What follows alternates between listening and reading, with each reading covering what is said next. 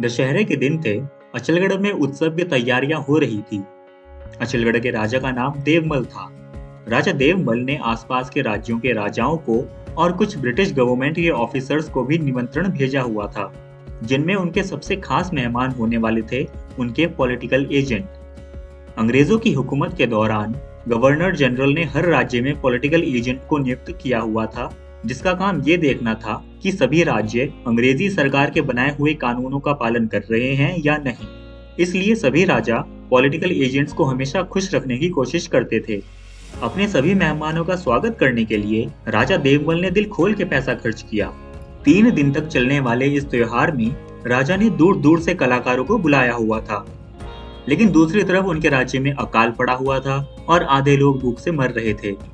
राज्य में बुखार, हैजा और प्लेग फैलने की वजह से हजारों आदमी हर साल मर जाते थे।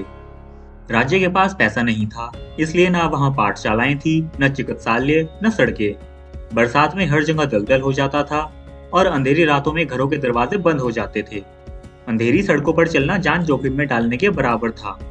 लेकिन इसके बावजूद राजा ने लोगों का भला करने के बजाय इतना सारा पैसा उत्सव में खर्च करना ज्यादा ठीक समझा, और ये बात राजा के बेटे कुंवर इंद्रमल को बिल्कुल पसंद नहीं आई।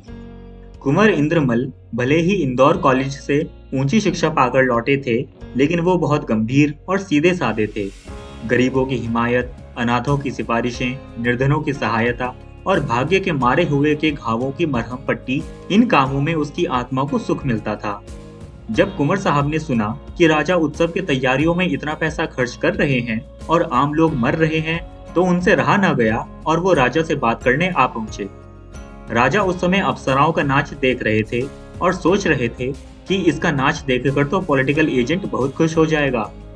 राजा के पास आकर इंद्रमल ने कहा, महाराज, दशहरा हमारा सबसे खास त्योहार है और इसका जश्न भी जरूर होना चाहिए, लेकिन फिजूल का खर्च करने से उल्टा हमको ही परेशानी होगी। मुझे सिर्फ इन अप्सराओं से आपत्ति है, नाच गाने से इस दिन की गंभीरता और महत्ता डूब जाती है। राजा ने कहा, तो तुम क्या चाहते हो, रो रो कर जश्न मनाया जाए? इंद्रमल ने तीखे होकर कहा, यह न्याय के सिद्धांतों के खिलाफ बात है कि हम तो उत्सव मनाएं और हजारों आदमी उसकी बदौलत मातम करें। 20,000 मजदूर 1 महीने से मुफ्त में काम कर रहे हैं।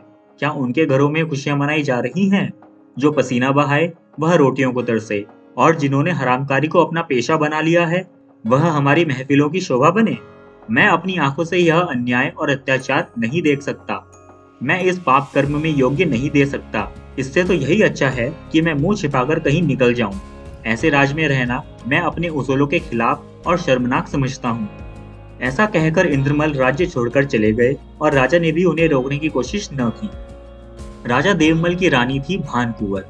जब भानकुंवर को इंद्रमल के चले जाने का समाचार मिला तो उनके पैरों तले जमीन खिसक गई। उन्हें बहुत गुस्सा भी आ गया और वे तभी राजा से बात करने आ पहुंची। उन्हें आते देख नाच रही अप्सराएं वहां से भाग खड़ी हुई। रानी चिल्लाते हुए राजा से बोली, मेरा इंद्रमल कहाँ गया? राजा ने बेरुखी से जवाब दिया, मैं नहीं जानता। रानी बोली, आप नहीं जानते कि वह कल तीसरे पहर से गायब है और उसका कहीं पता नहीं? आपकी इन जहरीली नागिनों ने यह विष बोया है। अगर उसका बाल भी बांका हुआ तो उसके जिम्मेदार आप होंगे। इस पर राजा ने कहा, वह बड़ा घमंडी और बिनकहा हो गया है। मैं उसका मुंह नहीं देखना चाहता। रानी ने कहा, ठीक है, मैं खुद ही उसे ढूंढने जाती हूँ। अचलगढ़ में या तो भानकुंवर रहेगी या आपकी जहरीली विषैली परियां। राजा ने कुछ नहीं कहा। रानी कुछ कदम चलकर फिर लौटी और बोली, त्रियाहट रहेगी या राजहट? राजा ने उत्तर दिया, इस वक्त तो राजहट ही रहेगी।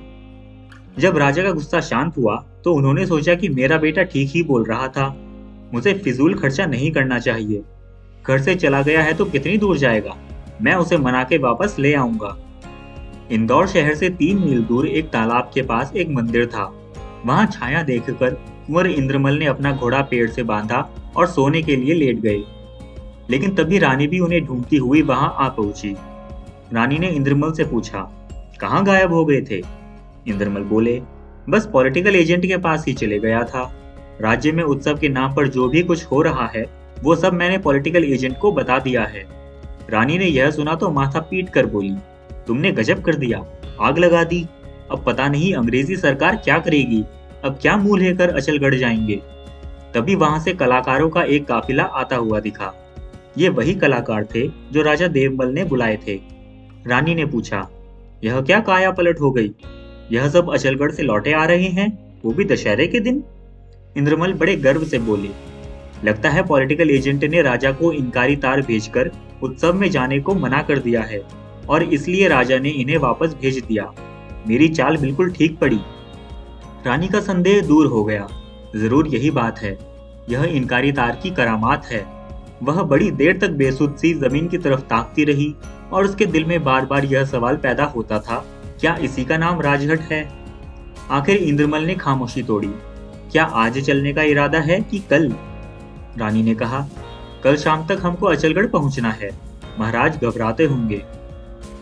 अगर आपको ये वीडियो अच्छा लगा हो तो प्लीज इस चैनल को सब्सक्राइब कीजिए। Thank you for watching. Good bye. Live happily.